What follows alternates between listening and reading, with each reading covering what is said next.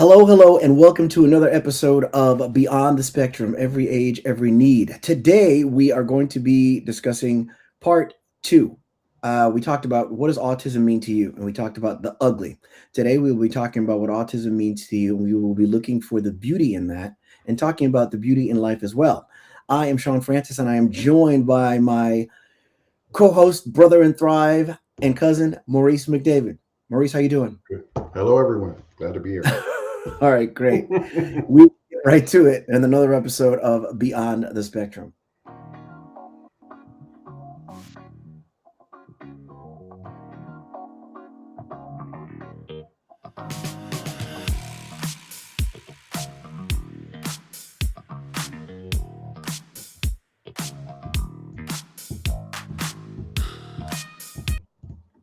All right. Let's jump right into it. At the time of this recording, we'll do something at least a little different. At the time of this recording, let me back up a little. A couple things. First, I want to thank our partners at Billy Footwear. We are honored to have a fantastic relationship with them. They are makers of adaptive footwear for all. And the founder, Billy Price, became paralyzed by way of a tragic accident, learned how to do everything for himself with the exception of putting shoes on. A prototype was built. Billy Footwear was born, and over 1 million pair of shoes have been sold and many lives touched.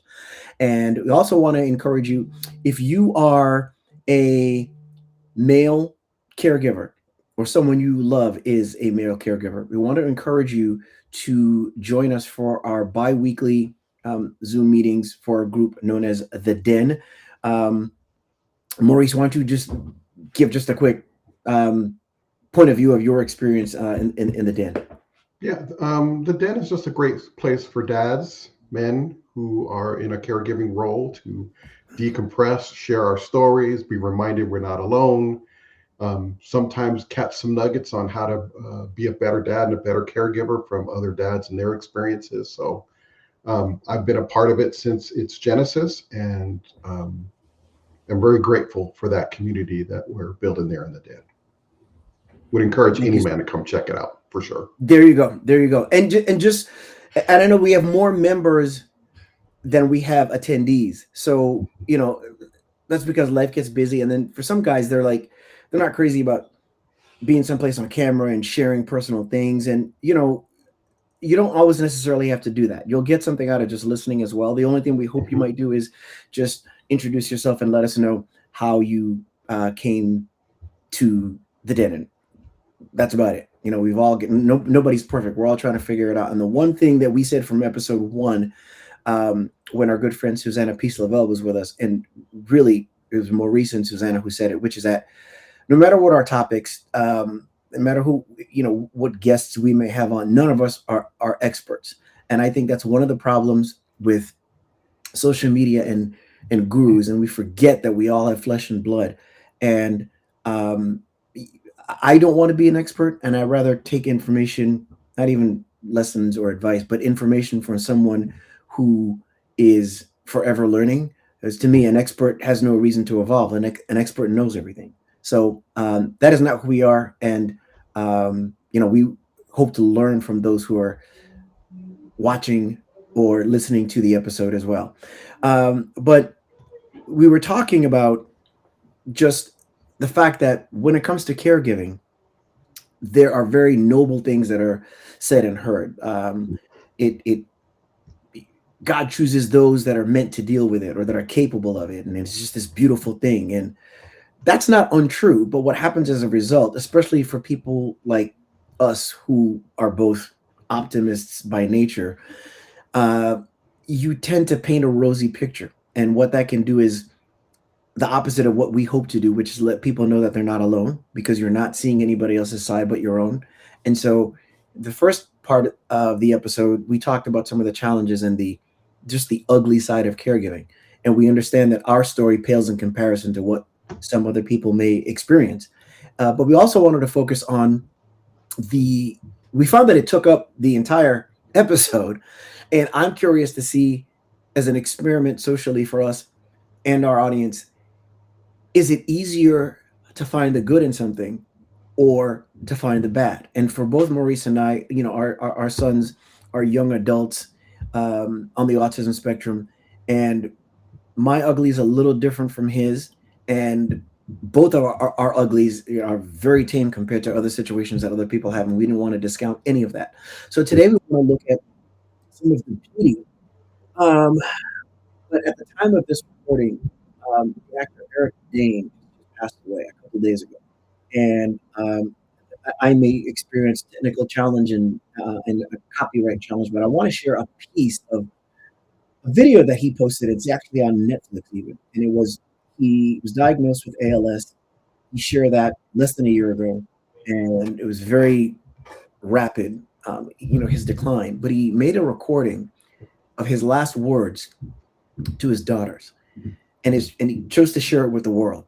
It's on Netflix, it's on YouTube, it's everywhere, and I think that there's something very powerful in what he's sharing and saying, and so I want to share some of that, just a piece of it, and see what we might get from that, and use that as a lesson, for lack of a better term.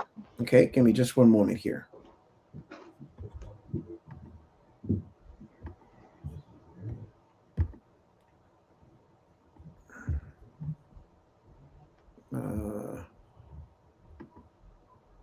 See if it will let me do that.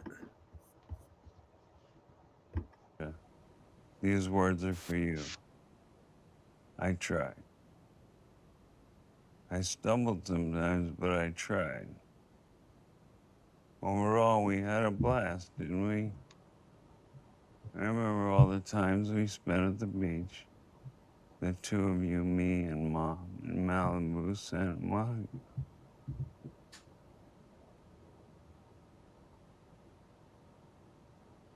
Santa Monica, Hawaii, Mexico. I see you now playing in the ocean for hours, my water babies. Those days, pun intended, were heaven.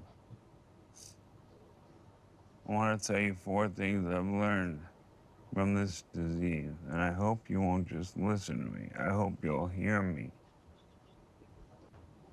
First, live now, right now, in the present. It's hard, but I learned to do that.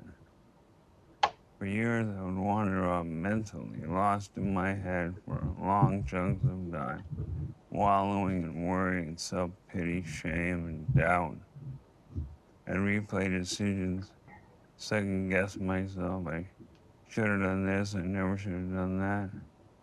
No more. Out of pure survival, I am forced to stay in the present.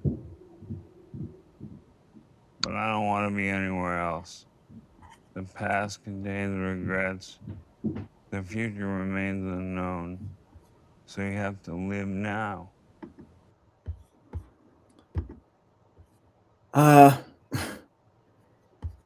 That's just a piece of it. And I would encourage anyone within the sound of my voice um, to check it out and write it down and try and live it. And that was one of the things that I struggle with the very most. Living presently. He's someone that achieved a monicum of success, but he still stated that he did that which is so naturally human. At a business meeting, there's some changes that we went through with one of the broker dealers that we were working with in financial services, and I got to thinking about my whole path in that business, and it made me think of, generally speaking, about things you might have done differently if you could go back. And I was like, regret is an emotion that nobody can afford unless you really have a time machine. Unless you know a guy with some jacked up hair in a DeLorean, what good does emotion really do you? Because if you can't go back, you cannot change it, like, at all. So with that said, I want to express my condolences to Eric Dane's family and anyone that knows him, and then jump right into our topic today with that in mind. And what we did before was we looked at the things that were ugly or challenging when it comes to caregiving in several categories. Socially, its effect on our relationship with our children, its effect on our marriages, and then its effect on how we see ourselves, and then lastly, its effect on how we view society. So um, let's start there, Maurice. Looking for the beauty in caregiving. And again, like we said, everybody's situation is different. Not everybody's caring for someone that has autism, and even someone else that may be caring for someone that has autism doesn't mean that it's the same as experience as either one of ours. But Mhm. how would you say being a caregiver has affected you from a social standpoint in a positive way, or the beauty in caregiving from a social standpoint? Um, how that question strikes me is, I think being a caregiver has saved me from some of my people pleasing tendencies, right? I am Mm, an extrovert, I'm a social person, I like to get out and be amongst people. But I think, my son's autism and the fact that I have 5 children, in certain has just kept me more home based and not allowed me to participate or go to a myriad of events that I so often find once I'm there. It's like, why am I here? It's like it's all right, but yeah. it's not amazing. I get to meet some new people. Whoop-de-doo. So I think some of the beautiful part is it's allowed me to give more time to the people I really care about, to spend more time with my family and the few close friends that I have, and Hmm. it's kept me out of foolishly pursuing some of these fun things that don't end up being all that fun. So, Yeah. and I've got a lifetime's worth of memories of time spent with my kids, and I think it really has worked to create a really tight knit, because all my children are young adults now. And as I tell people all the time, I feel incredibly blessed because there's no black sheep in our family. There's nobody that's disconnected from us and trying to create distance between us and them. Although one of my daughters does live 1,000 miles away in Portland, but she loves to come Hmm. back home, and matter of fact, she'll be here next week. So I'm very grateful that my son's autism drove me to be more family focused. And I am grateful for that. I love my kids. I love the life that we've lived.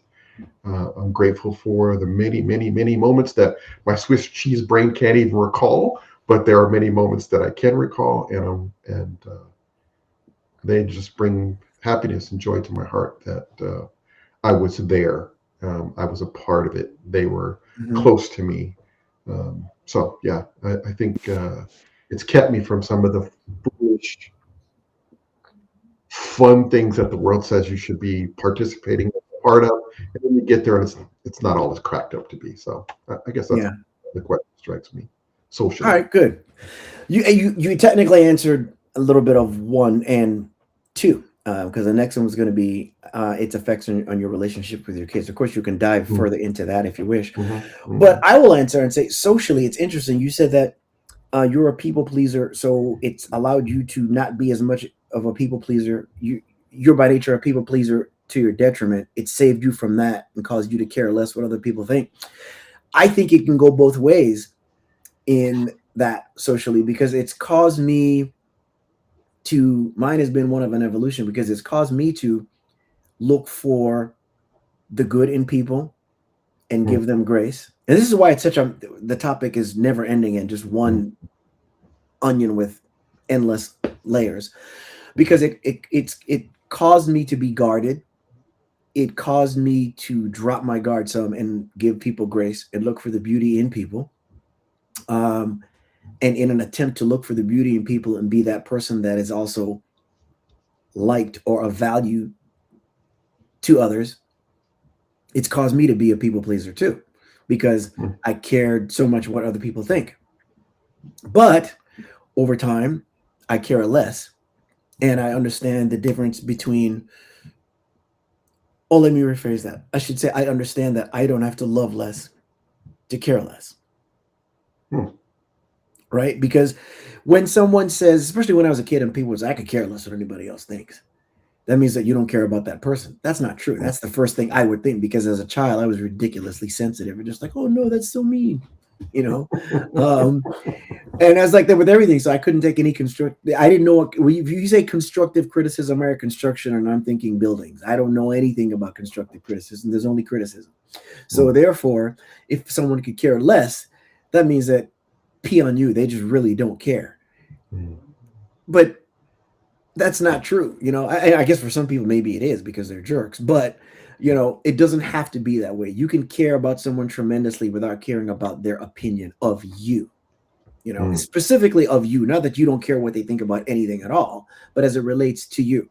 And being a Hmm. caregiver, after a while, you kind of you go through phases and notice that. And of course, we always say that what you bring to caregiving into a diagnosis is dictated by who you were in the life you've lived leading up to that. We don't just Hmm. come out the womb being who we are, and we do to an extent, but we're shaped by our environment and everything.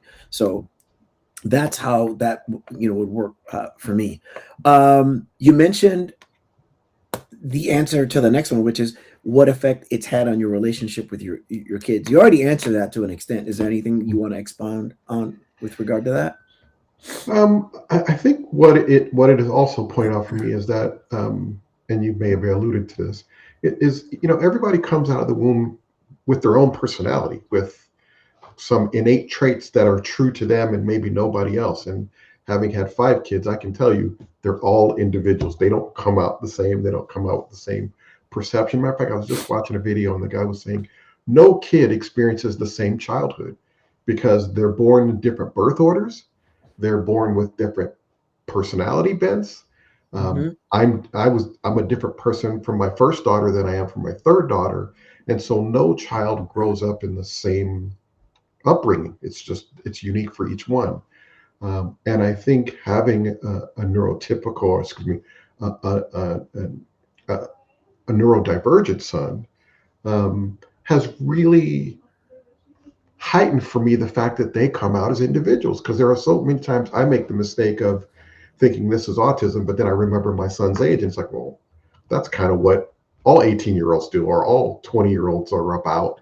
Um, Mm-hmm. and his, having had to learn a lot about development and wanting to understand about development has given me a lens to look at my other kids and go, how do I encourage them in who they are? How do I remind them that they are incredibly valuable and loved?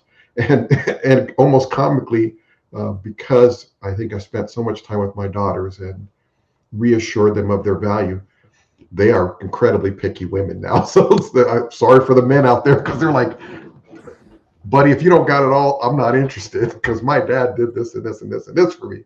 So I may have ruined them as women, but they were love little girls. So I would just say that for me, um, supporting my son in his autism, I think has forced me or grew me into being able to look at my other children, look at their personalities, look at the challenges they have, and be a source of encouragement for them, I hope. So Okay. All right. Um, I love that. For me, I would say, how has it affected my relationship with my children, generally speaking? Um, well, it's the first and obvious thing is that it's required me to um, pursue patience in terms of my mm, relationship with Elijah specifically, because he's mm, the first person that's impacted by me being a caregiver. mm, Um, because and the distinction between what is normal behavior and behavior of one who is neurodivergent, specifically with autism, that line gets blurred all the time, mm, because one of the things that we share in addition to being family is that both our fathers raised us in an environment where you were like, you don't speak back, you don't talk back, and you do as you're told, not that you can't ask a question. So when there's a certain amount of obstinance and resistance that's given, every now and then you have to remember that that's autism. That's not a young man being rude, telling you, you Hmm. know, just giving you his Hmm. peace of mind. So it's affected me in that regard too. So then I try to do the same thing with other people. Like, where is that person coming from? Just, again, which is why one of my mantras is always we have to stay curious, raise our consciousness all the time. Think about somebody else's shoes. Hmm. The way that it's affected my relationship with my other children, I think, because for those that know, my wife and I have 7 children. Elijah is our only biological together. We have my wife's daughters from her previous marriage, and then we adopted my sister-in-law's 4 children. Everyone, they're all adults now, Hmm. um, and 3 of them have moved out. But there was a thought of always making sure that they knew. Well, 2 things. First of all, wanting to make sure that they knew that they might be loved differently, but not more or less. Hmm. Because as a neurodivergent child, Elijah had different needs. And we didn't want that to come across as um, him being loved more. Hmm. But at the same time, because we might have a conversation with them and they would say, no, we understand. I understand. Going back to what you said before, each child is different. So they Hmm. receive it differently. And as children, they don't necessarily have the consciousness to know that it might bother them. Hmm. They Absolutely. may, they may, and they may not. So you don't find out till later on, as they're adults, and some of them have told us things like, I know that Elijah has different needs, but when I was this age, such and such a thing happened, and please, I want you to understand, because they're trying to make sure that it's not resentment. They're just Hmm. discovering it themselves. So Hmm. there's a certain amount of that you can't avoid, and that goes back to the quote unquote ugly, so to speak, in that you don't ever want to have a child feel that they're not as important or not loved. Hmm. So, but there's a chance that some of that is just going to take place, and some of it may be actually inevitable. So that's another way that it's affected my relationship with them. Yeah, let me. I think that's a really important point to emphasize. Is I've had those conversations with my adult children as well, where Mm-hmm. I think my wife and I have made a concerted effort to let them know they can come to us and talk about anything and not be judged, whatever Right. that might be. Um, they're my kids. I love you. Doesn't matter who you are, what you've done. I love you, right? Um, but you said, a lot of them just don't even know how to process it when they're a little kid. They don't have the words for it. They don't have Mm-hmm. the kind of relationship or social framework to understand what's going on there. So I think for families with special needs or care, a caregiving situation, it's really important to um, not try to give advice, but it feels like it's really important to emphasize to your other children that they can come to you at any time and express things that maybe they couldn't express before, or maybe they told you before, no, it's fine, I get it, not been a challenge, I've felt loved. But they hit age 22 or they hit age 25 and go, hey, I really realize that this keeps coming up for me, and it's something I probably need to talk to you about. So um, I think it's incredibly important for us to remain open to our all of our children and remind them they, if they come to a new understanding, we encourage them to share it with us, because Mm-hmm. they didn't have the ability to be able to express it at a younger age, and maybe now they can. And we Yeah. want to continue to work on those relationships with them as adults, so that they know we're in their corner, we love them, we're fallible, but we did the best we could. And where I just plain blew it, I'm willing to apologize and try to make amends. So Exactly. And here's where there's a lesson. You know, that's why for people, I always say that this show is called Beyond the Spectrum, because there's things that are autism and special needs and caregiving related, but it's more than that. Because the truth of the matter is, caregiving and and the like are part of, it's affected by any and everything. So anything that affects the general population affects us 10 times more so. Everything is interwoven. So as we're talking about children not having the presence of mind to know their feelings, hell, as adults, if you stop and think about it, again, why the level of consciousness needs to be raised all the time. How often do you think about what you think about? No, you just do what you do and you are who you are. And it's such an autopilot thing that most of us don't even know who we are. So it's not unusual for one to have feelings or emotions that they may not be aware of, because not everything that you feel is something that just gets on your nerves and grates at you every single day from a negative standpoint. And the same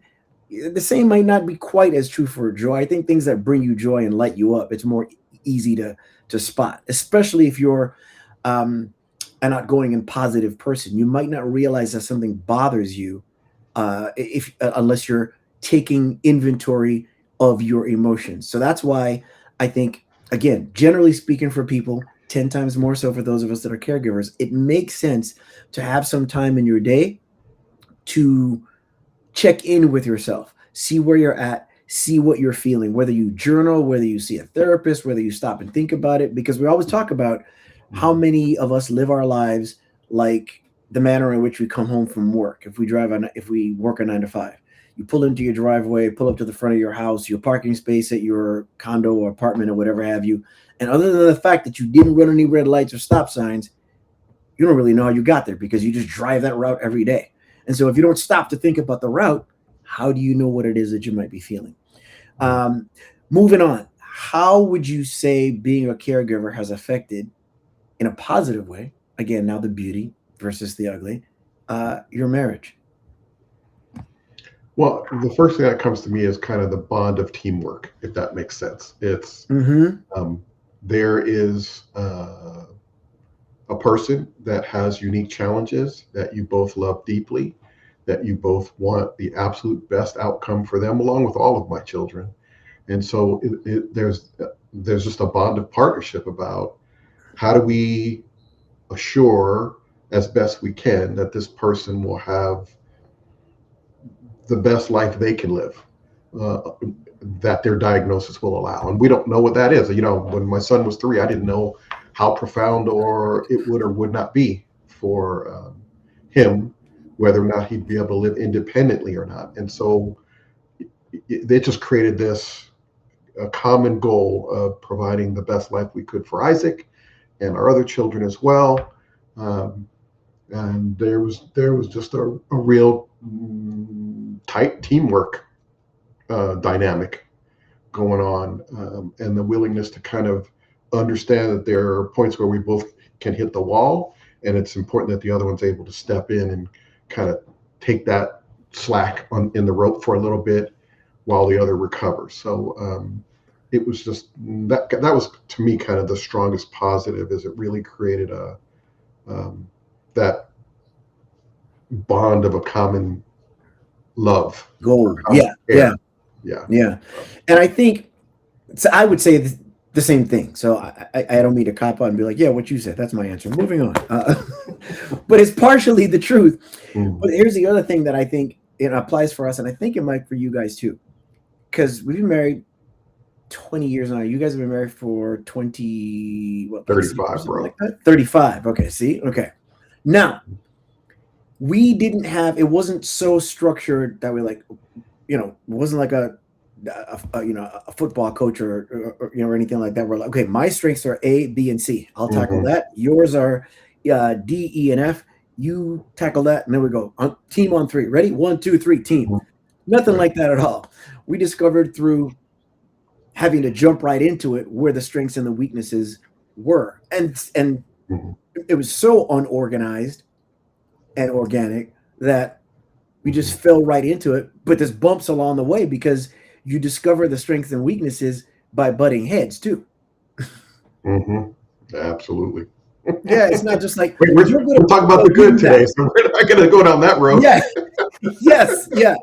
But there's something to be said for that, in that Mm. it's the good, but not to go back to the bad, but it's also why when the bad comes, why marriages don't always pass the test in the caregiving world, and why the divorce rate in our community is so high, because one of two things takes place.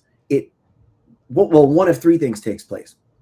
The one thing that definitely takes place is the union is tested, Mm-hmm. but the one of two that will take place after that is you either pass that test and you're stronger, or you're afraid and it does not survive. Um, because the test is is undeniable. You know? Absolutely, but I think there's maybe an element in there that kind of has nothing to do with having a special needs child or not. It's just, and I've seen it in a lot of marriages of friends, is there is over time, kind of we talked about, no kids have the same childhood, Mhm. no marriage has the same path. And there may come a time where, again, it has nothing to do with the kids, but it just doesn't work anymore for a Right. myriad of reasons, right? Right. People change and grow in different paths, and they find themselves at other ends of the spectrum at some point in time, shockingly. So I think it's important to kind of pull the caregiving element away from that, because it may have absolutely nothing to do with a Well, decision for divorce. yeah, it makes two points, which is that it doesn't. While I'm sure it doesn't apply to all situations, it applies to many. Which, Mhm. I always say that when a marriage doesn't work out, depending on what may have happened, I would, one can observe and say, well, if it wasn't that thing, it was going to be something else. Mm. So if it's not like you said, pull caregiving out of it. If Mhm. the if you're not as tight, because the caregiving aspect is going to test it anyway.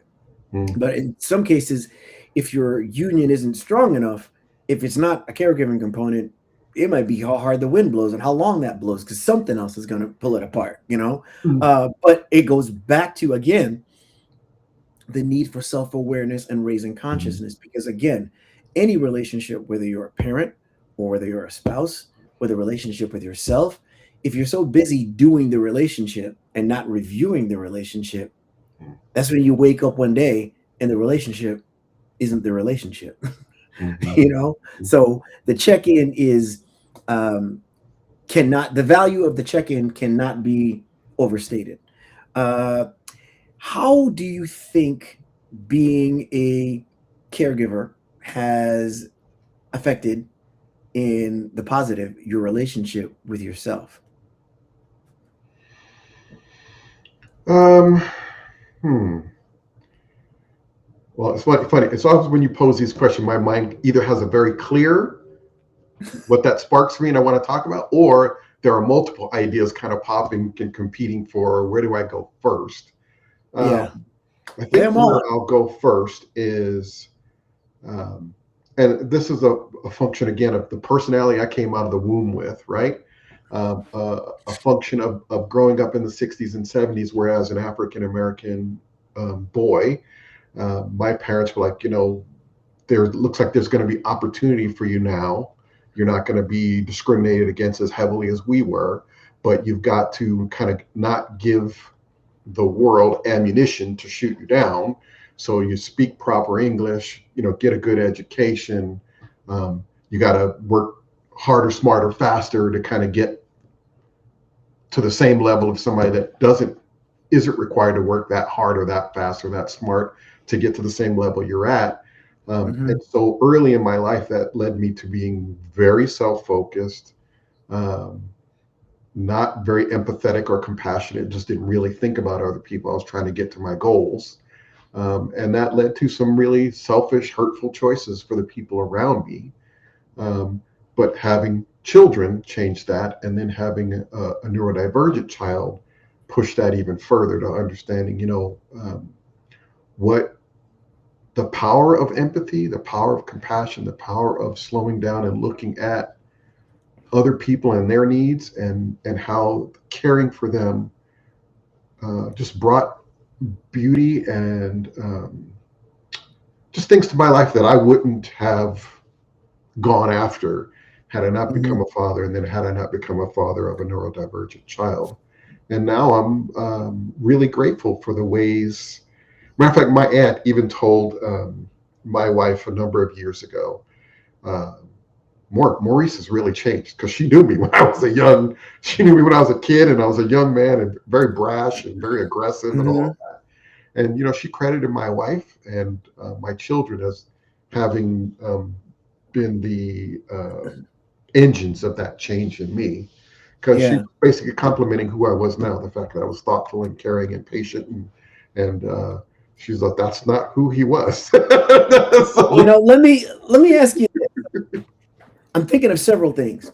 So for those that don't know, people that begun to follow the show, they know we're cousins. They don't know, exactly how. So Maurice's grandfather and my great grandmother were brother and sister. And when we met, I was just before my 16th birthday. So, and now we're on our 60s. So that's how long we've known each other, even though we didn't meet at like 5 years old. And what's interesting is you've said that before in previous episodes about your aunt's comment to your wife, to Florence. And I just received that in a way that I never have before. That's another reason why raising consciousnness is important. And here's the manner in which I received it that was different.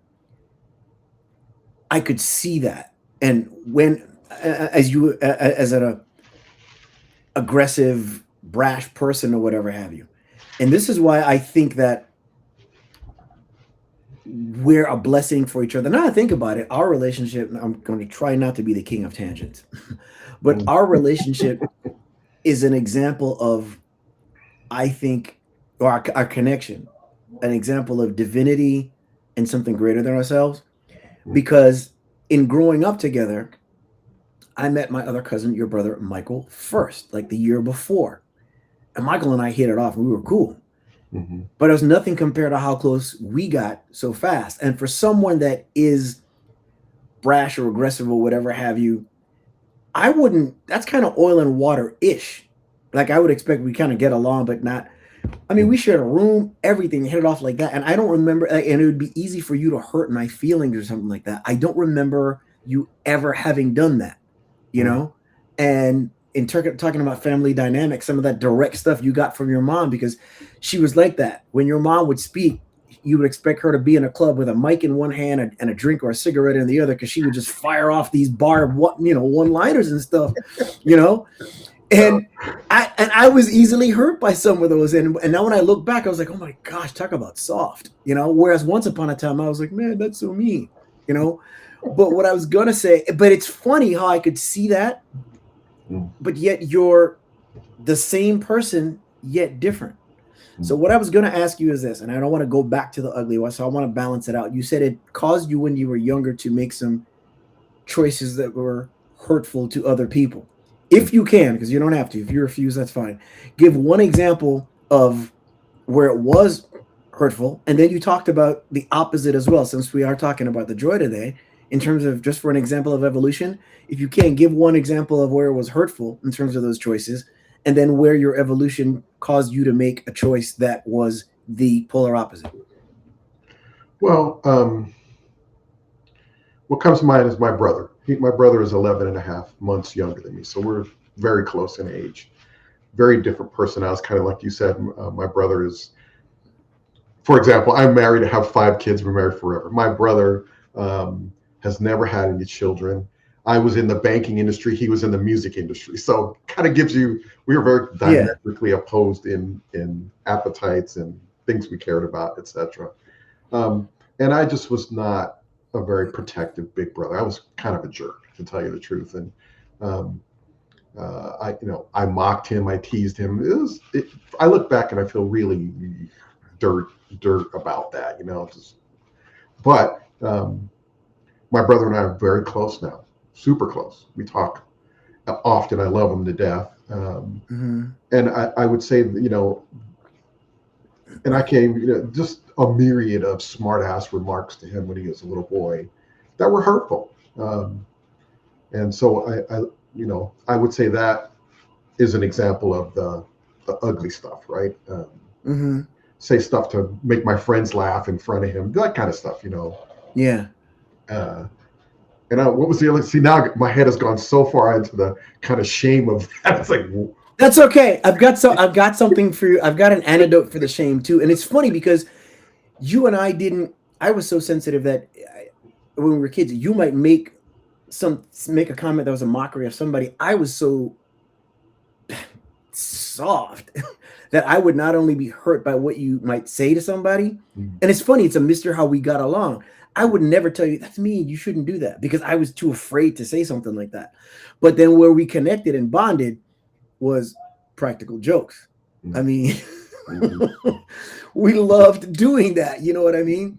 But what I was going to say before you get to the good, and this will help you get to the good. We were talking before off camera, and I said before, and I think I mentioned it earlier. Not I wasn't that wasn't off camera. Where I said, unless you know someone with a time machine, regret is an emotion that we literally cannot afford. Mhm. Life is too precious. So that was your lesson, and you and Michael are close now. So it's hard if you're human and you really care and you want to grow. If you're arrogant and full of you, all you're going to say is, I was a jerk once. I'm a fantastic person now. You Mhm. know, Mhm. nobody's going to do that. If you're Mhm. truly interested in your growth, you're going to feel horrible about things that you did that served you the very least, or especially at the expense of others. Mhm. So I will say, and I don't have it on now, but I had a bracelet with these crystals that I told you before. They have different things and different purposes, and the ones that I wore are about transformation. And so I literally allow myself to let go of who I was, because each day you're hopefully better than the day you were before.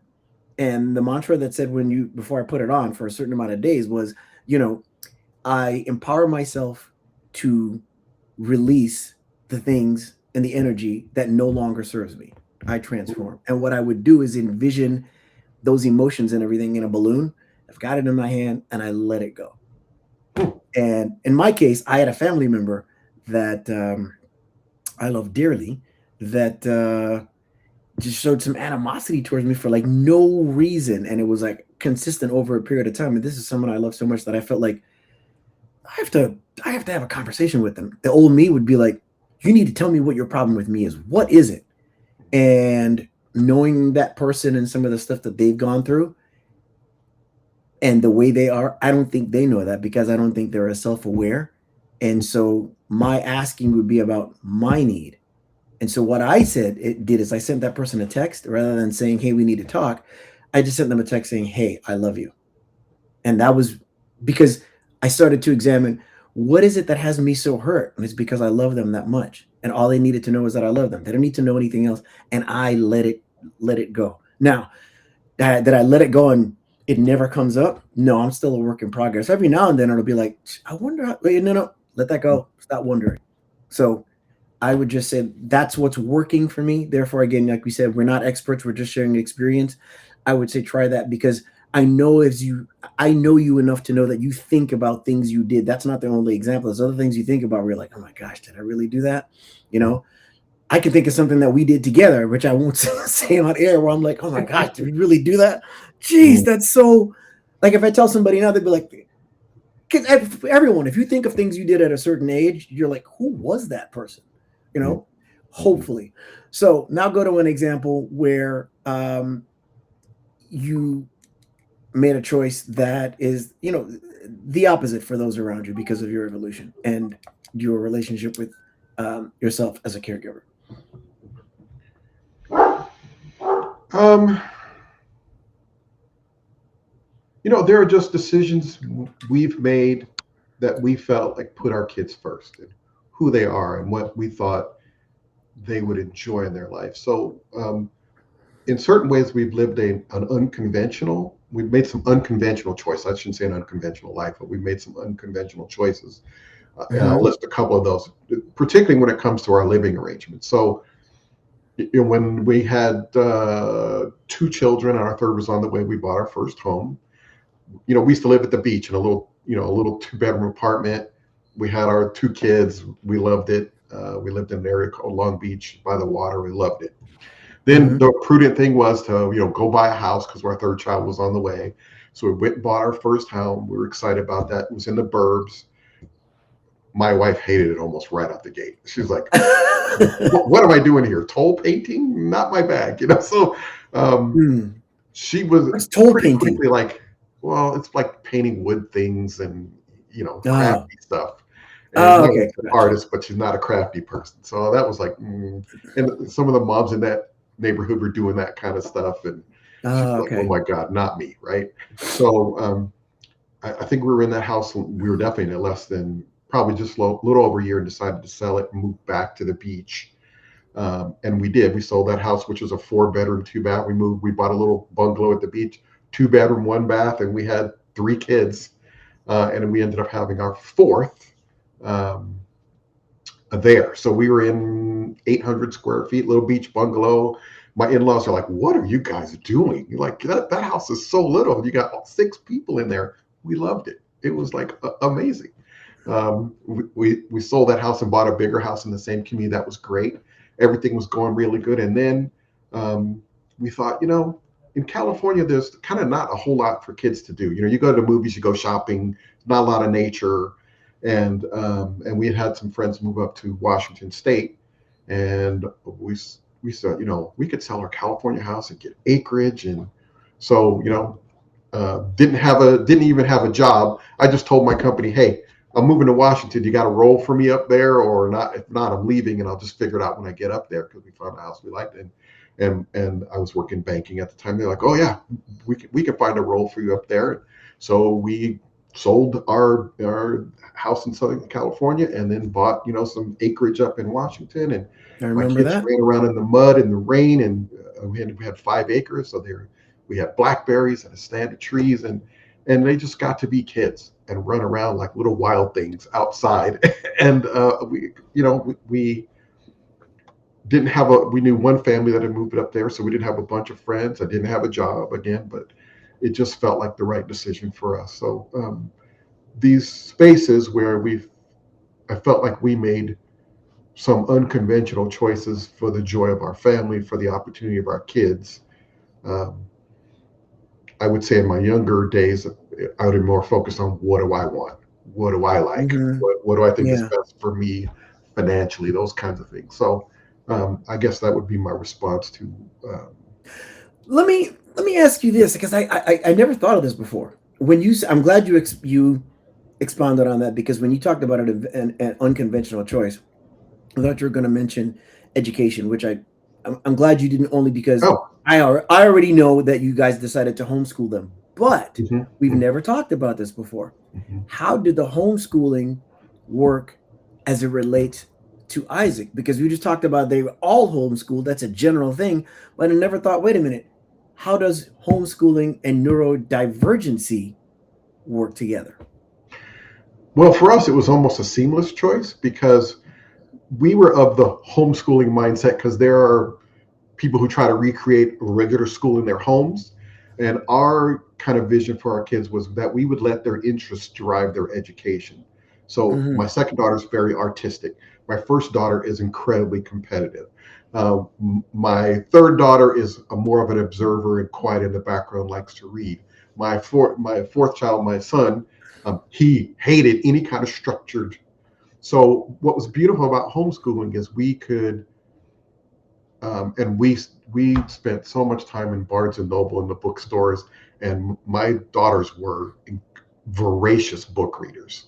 So I would always be mad. I'd go spend $50 at Barnes and Noble, and they'd finish those books before even the end of the day. And it was like, those are done. Like, you're kidding me. So I should have gone more to the library. But anyway, Yeah. um, because we had already had that dynamic in our home where we kind of let who our kids were drive their educations and their passions and interests drive what we kind of focused on.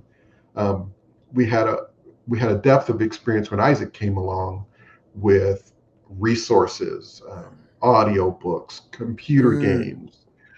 We had all of those and had worked with those for our other children. So then it was just a matter of introducing these things to Isaac, kind of on his timeline, which was different from our other kids. But Isaac can loves to read and reads really well, and mm-hmm. he's got a library of kind of educational video games when he was little that he talks about all the time. He's got movies that he loved when he was little that he still has to this day. So it was for us a very natural progression. But I will say, you always have doubts about, did you do your best? Did Mm-hmm. the choices you make lead to your son's highest and best ability to live out his life to its fullest? And so those Yeah. questions still fly around in our minds all the time. Should we have put him in an ABA structured, program and driven him to school and all that stuff? And it just wasn't who we were as a family. And sometimes I feel bad for Isaac, like, oh, he was born into the wrong family. I'm not one of those super organized, got a calendar, got to get him through this therapy and that therapy and that therapy. That's just not who I am. That drives me Yeah. insane. Yeah. That's why I'm in the career I am, because I can't punch a clock or I would just shoot myself. So Yeah. that kind of more freewheeling lifestyle and education Hmm. for him and all of my other kids is what fit who my wife and I are. So Yeah. And so, and you are what I think most would say is a successful parent, a successful husband. You know, I think people have different definitions of success. You have a loving family, your relationships are thriving, everyone's thriving individually. That's successful. That has nothing to do with money. And my mm, point with that is that even someone as accomplished as you are with regard to your family has questions. And so, mm, for anyone out there who's questioning themselves, it's natural to do so. Just don't bruise your knuckles up metaphorically doing that, you mm, know, mm, because it's a real easy thing to do. It is as valuable as it is difficult to remember that emotions or that regret is an emotion that we don't have the luxury of having. mm, It just it doesn't serve. And it's one thing to look back and learn from something, but regret is, you know, it's like drinking poison over and over. And mm, you know, it's not something that you realize. If you figure it out at a young age, that's great. And again, just like everything else we're talking about, these are things that people who have no connection to the caregiving or special needs community can benefit from. You mm, know, this just hit me. I just thought of something. If you're talking about the beauty, the one thing about being a caregiver is it accelerates the lessons that you get in life for almost any and everything. Because if you think about it, for those on the outside that haven't been affected by caregiving and say that's not my story, or, you know, I don't know anything about that. Like we've always said, if you live a remotely long life, you're going to get membership into our community either temporarily by way of an injury that you have or caring for someone else, by a diagnosis of a loved one, by caring for an elderly parent or something, or your own age. And mm, it just so happens that all the things that matter to anybody are things like financial literacy and education, knowing your own self-worth, being loved, being seen, knowing that you matter, having joy, giving joy, all those things that are part of the human experience, they just matter even more so when you're a caregiver because you can only give what you have, mm, you know? So there's things for people to get from what we're talking about. Um, in a variety and myriad of ways that continue to grow. And hopefully we are as well. So for the last thing, how would you say, and I don't think I answered, I'm essentially interviewing you at this point, but for me, the way that being a caregiver has affected my relationship with myself from a mhm, beauty standpoint, um, it's hard to say this without being someone who hated themselves. And I've never hated myself. mm, But being a caregiver has affected the manner in which I love myself because I think, in a way and to an extent that is more true than it has ever been before, I do love myself. Um, it's almost as close to, I never hated myself, but the way I feel about me now is so light years different from how I felt about myself before mhm, that uh, I don't know if I should say it might as well be hit, but there's just a chasm of difference mhm, completely. And this is for another episode altogether. But coming from the Caribbean, from the U.S. Virgin Islands, I grew up in an environment where education is everything. What everybody did is at least got their 4-year degree, or they worked in local government. And working in local government used to be a job that you got it for life. You got a pension, you got the whole 9 yards, everything. I don't know if that's as true as it is, was then. But everyone I knew had at least a 4-year degree. To say nothing of becoming doctors, lawyers, and in my family, there's doctors, um, attorneys, delegates to Congress, mm, mm, senators, all that kind of stuff. And then I was thinking the other day, even the language growing up, people would be like, um, what kind of grades you getting in school? You're getting A's and B's. For people that can't understand what I'm saying, that's how we speak down there. mm, Uh, You know, and old school wasn't even grades. You'd be like, marks. You got good marks? Mm, Everything. And then after high school, it was like high school was so elementary. It's like, where you going to school? Not college, but just school because your schooling isn't done. And mm, for me, I was like, I don't have a thing that I want to go to school for. And then, you know, when teachers would ask questions, I wouldn't know the answer to the questions that they would ask. Maybe, where's the capital of so and so, Mr. Francis? And they would ask because they know I wasn't paying attention. And the answer had been given like 2 minutes before. mm, I was just always physically present. I had great physical attendance. My mental attendance was on vacation on another island someplace. I was mm, just always someplace else and I was always bored. And I remember hearing that Einstein got bad grades. I don't know if it was true or not, but I was like, "Ooh, I am a genius then." At least I held on to that thought for about 5 minutes. And then when I get good grades, my dad would say, "You see this? You should be able to do that all the time. These good grades that your brother gets, yes, it's so hard for them. You could get them in your sleep if you would just try." But it was mm, difficult for me, and I had teachers that were familiar with our home, and I was familiar with theirs because I was getting tutored and tested all the time. My parents did everything they could to try and figure out what it was that was wrong. And the thing that I would say for another episode is, you know, my experience getting confirmation that I too am neurodivergent, mm, and it greatly affected. Um, it's kind of weird because when you lack confidence altogether, your head's down and maybe you slump or whatever. My insecurity wasn't that obvious, so it was kind of I was doing a lot of like what I would call super masking, you know, and I evolved from thinking maybe hearing you're not smart. You know, when my dad would say you could get these grades, you know, you're smart or whatever. I didn't think he was lying, but it was just difficult to absorb it. And mm, I went from thinking that eventually that nobody's dumb per se. Everyone has a different type of intelligence, just like a love language. And mine might be one that's tied to a diagnosis or of some kind, but it's just a matter of language. And now I'm not even thinking about a specific language. I'm just smart. You know, it's either you are, or you aren't. You know, but not. I shouldn't say you aren't. It's just a different language. And I now, when it comes to myself, I don't think of language. I just think of this is how I process something. And so for me, you know, I found out through my own exploration, diagnosis with professionals that I am diagnosed with ADHD. I am 61 years old. That's how old I was when I found out because it's that recent. mm, People don't understand that there's a lot of people out there that live life and don't know that they may have a diagnosis within them. And so for anyone that is, and I don't know what the connection is between us and our children that have a diagnosis of some kind with regard to anything hereditary, but in some cases there are. And where it started with me is that I began to notice from hosting Just Two Dads, co-hosting that previous podcast and having conversations with guests, I started looking at the way Elijah does things a little differently. mm, Things that I was impatient about. I'm like, I am not as obsessive compulsive as he is with that one thing, but I am that way to an extent. Does mm, that mean something? Is that related to how I process things? And so I have a much better relationship with myself, and it is a work in progress. It would have been easier if I was just depressed and hated myself, but because it wasn't that extreme, it's difficult to identify. You know, mm, mm. um, so in this time, I decided to answer the question before asking you. Now your turn. What was the question?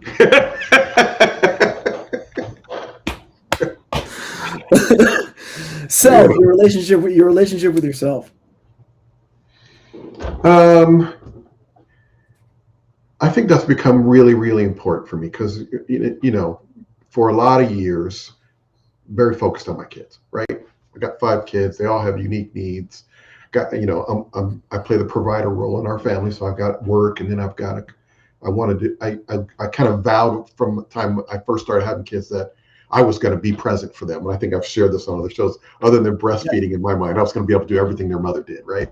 right. I've been very, very, very involved in my kids' lives.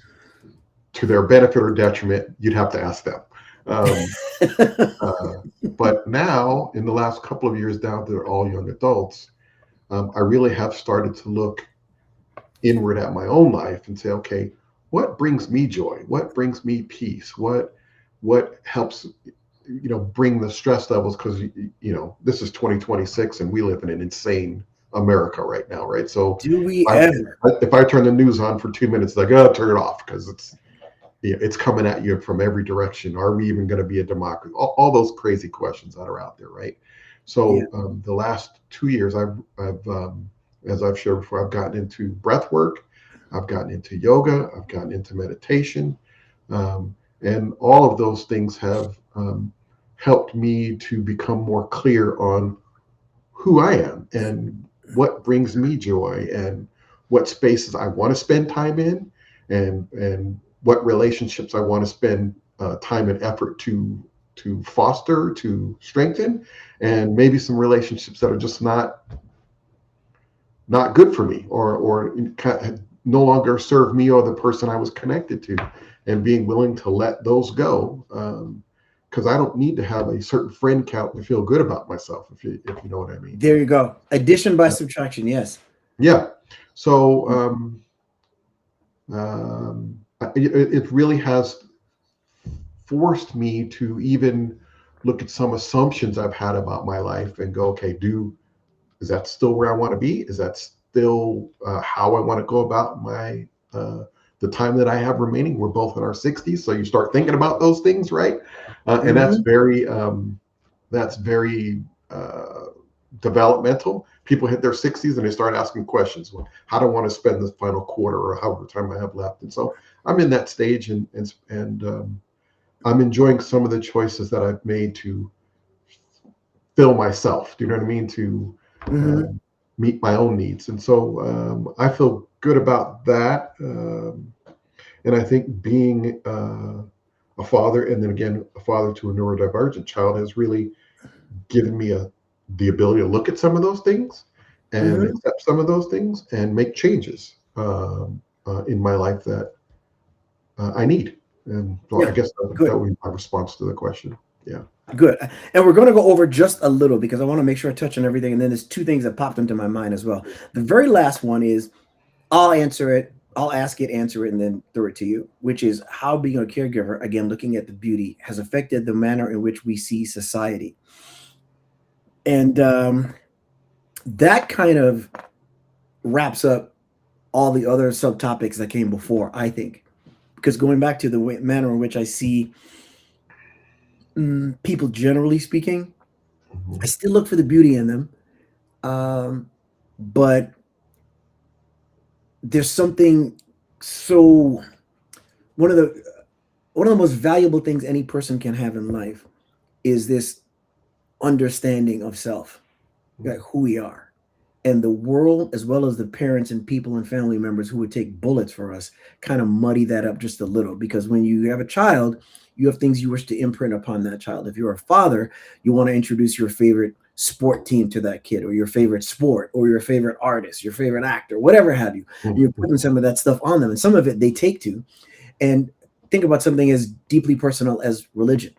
For most of us, we don't, if we are religious and we're practicing our religion, unless you're of a certain age and experience, it isn't your religion. It's the religion that was put upon you. So it is only natural for you to not be too clear as to who you are. And if adults don't think about what we think about, then why would children? As children, we're close to perfect as we're ever going to get. It becomes an uphill battle to stay closer to that perfection or to creation. And so what happens as you get older, at our age, you hopefully have a clearer understanding of self and become someone that sees people differently. And the other thing, like for me, I used to have to appeal to somebody, not just to be liked, but once upon a time, I would never think this. One of the most senseless things that ever takes place is discussions about politics and sports and religion that usually take place in a barbershop or a water cooler. Like, for example, sports, there's numbers, right?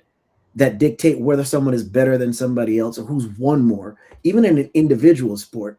But at the end of the day, most people don't use that as a metric to determine who the greatest is. They still are going to lean towards who they like, which is who they relate to. So it's a very personal thing.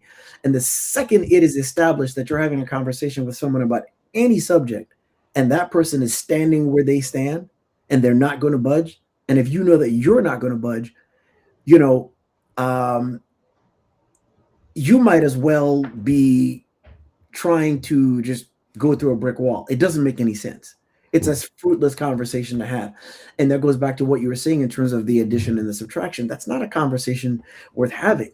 And eliminating some relationships or lessening them and putting them at a distance is is that's not a bad thing. It's necessary. It doesn't mean you love somebody less. And of course, there are some cases where there's nothing at all. So I think all that ties into how it's affected the way in which I view society. I don't know if that answers my own question, but I'm anxious to hear yours.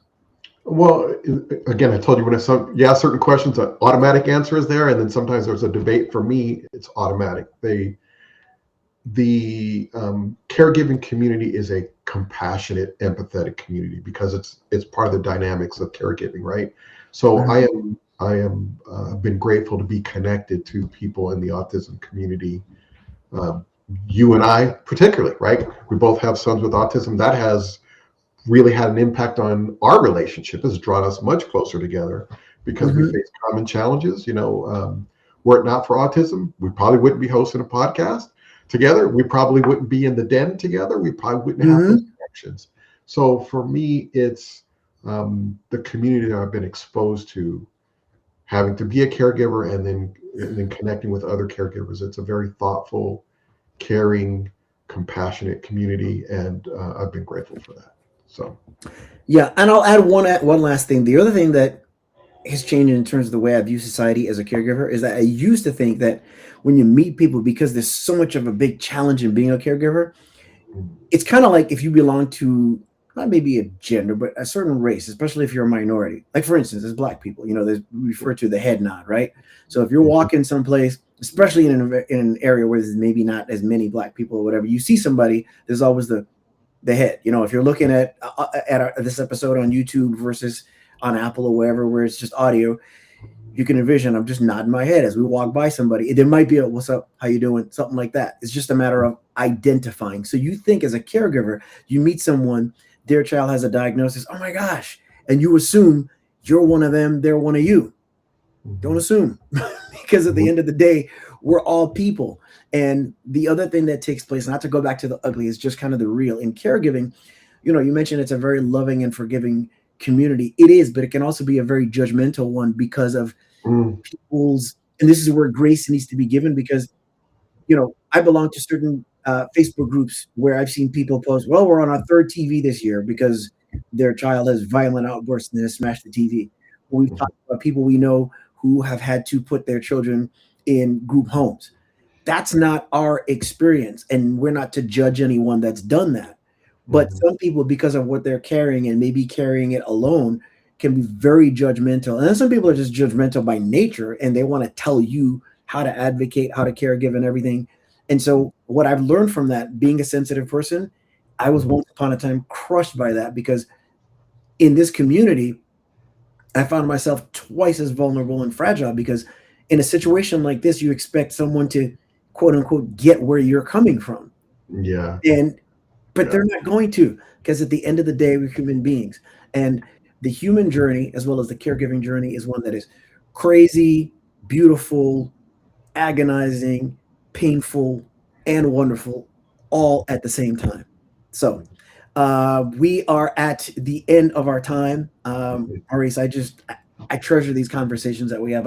I feel like we're not even, I think we're trying to figure this out with this new show because part of me feels, because that's true to an extent as I'm trying to grow what we do and increase our reach and everything, and just want to add so much value to people and remind them that they're not alone. But at the same time, I feel like the other reason why I feel like we're not necessarily holding a podcast is because I feel like we're just having these conversations that we have that are needed, that other people need to get what I hope is a gift to be able to sit in on.